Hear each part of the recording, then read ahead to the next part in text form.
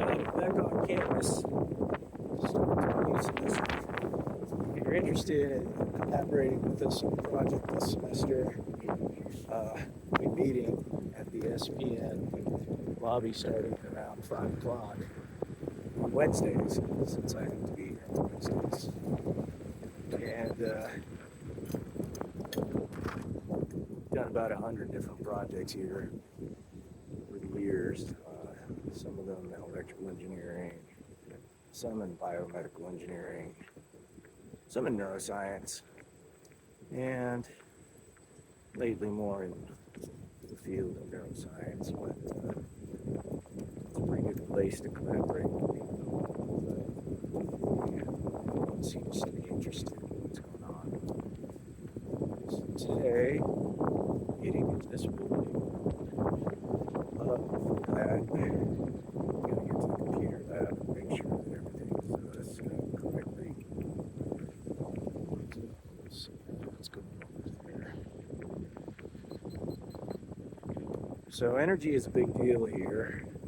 We've got a lot of people in the area of material science that are researching new battery technologies,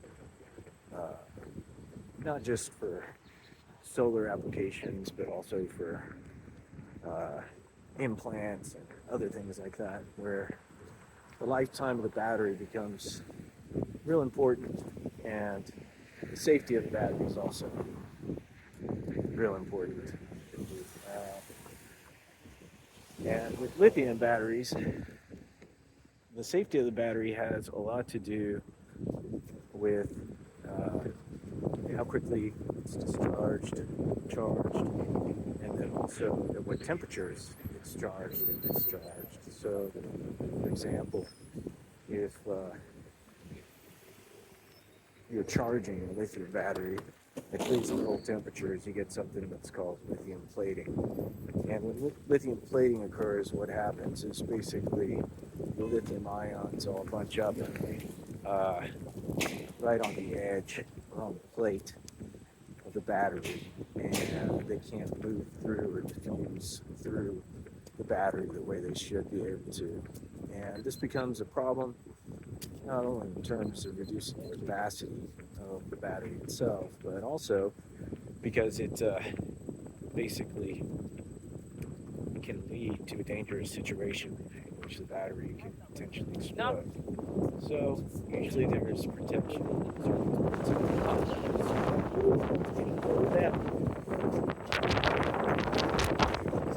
drop to charge under these conditions. But not all batteries have this. In fact, you have to look at the specs to see if they've got special smart protection circuits built into them.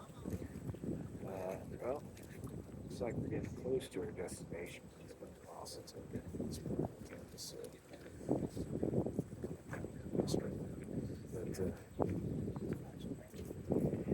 That's one of the things, is just safety regarding when, how quickly, and at what temperature the battery should be charged at. And that's one of the reasons that you don't see a lot of lithium-ion batteries inside your house, is there is a danger of them exploding, whereas the lithium iron phosphates actually have a molecular structure that is actually incapable of catching on fire. And so you might have noticed in some of my previous videos, I actually have those batteries sitting by my bed while I'm sleeping and running experiments with them.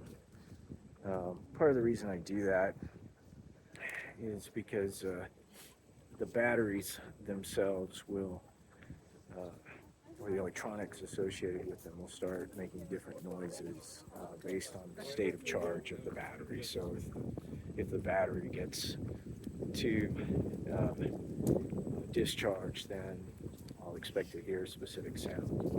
That gives me an indicator that the protection circuit isn't working the way it's supposed to, and that's important because those protection circuits are pretty much what keep everything operating safely.